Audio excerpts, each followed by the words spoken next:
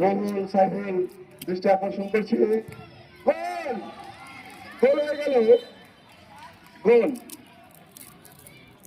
গোল shot করবেন তারা এই সাইডে বসবেন।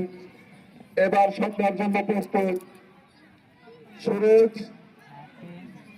গোল রক্ষকে আছেন শহীদুল্লাহপুরের গোলকিপার। প্রথম শট করেছে শহীদুল্লাহপুর এবং গোল পেয়েছেন। দেখা যাক প্রথম শট সুরজের পক্ষে কি করেন গোলরক্ষক এবং গোল। সুন্দর শট, সুন্দর শট। গোল 1 শহীদুল্লাহপুর 1 এবং সুরজ 1।